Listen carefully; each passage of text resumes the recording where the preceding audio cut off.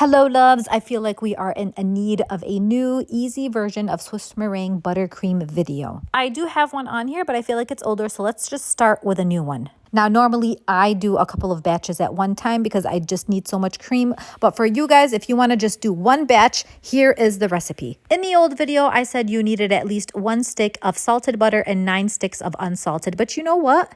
I actually tried it with just 10 sticks of unsalted butter. Only because I didn't want to buy salted butter because everything is so expensive now.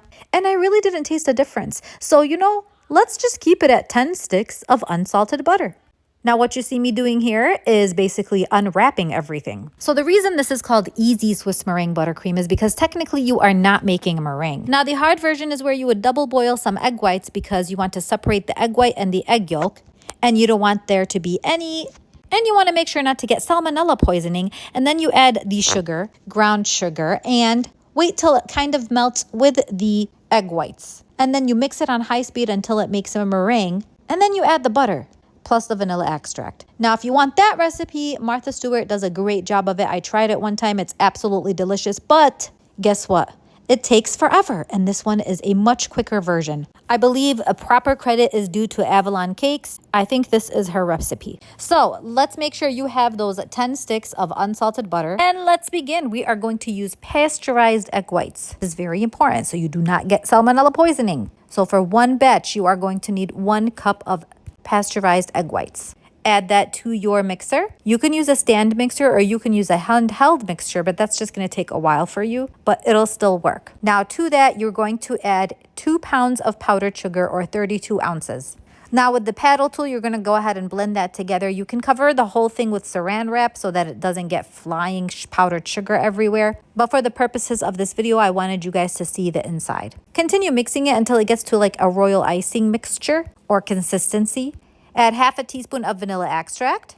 Notice it's not to that consistency yet, so it's going to keep going. I would say keep it on for about 2 minutes just so it mixes well. While you're waiting for that to mix, go ahead and add your butter to the microwave if it wasn't at room temperature. Since I got mine directly out of the fridge, they definitely need to be softened. This is a very important step of this process. You want to make sure that it's microwaved to the point where it's half melted, but not all the way through. It's okay if you see some melted butter on the bottom. Go ahead and add that to the royal icing consistency that you see. Now you can tell that mine is a little more full. This is because I had accidentally stopped recording and I was just making 2 more batches over here, but yours is going to be less. Also, that's actually 20 sticks of butter, but you have 10. Remember, you are making 1 batch. Notice how softened and melted it is. Now I melted it a little bit too much and I'm going to keep this as part of the video. I'm not going to pretend like I'm a Miss Professional here and I make 0 mistakes, but it's going to turn out into a very runny mixture. Again, no big deal because once you refrigerate it, it's going to firm up again.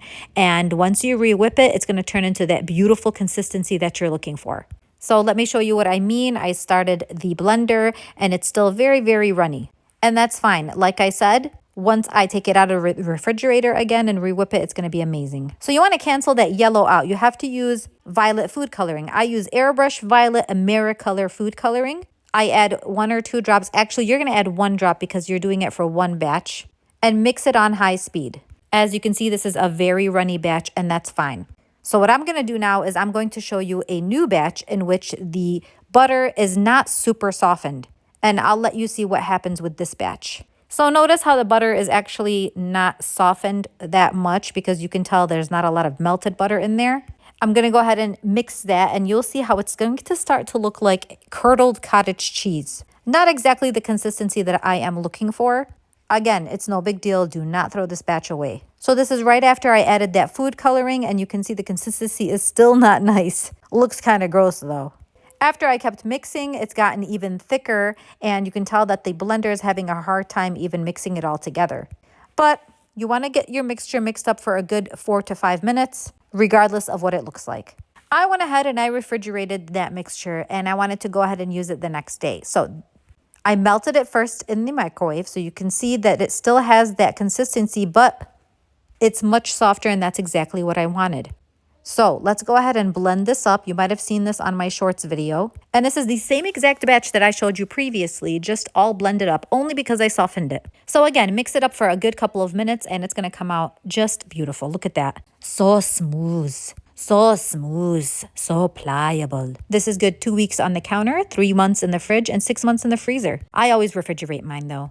So I use this for all my cakes. It's amazing to work with. It's not very great for the summertime though because it does melt super fast. It is butter. And that's it. Super easy to make. Hope you guys try it, and thanks for watching.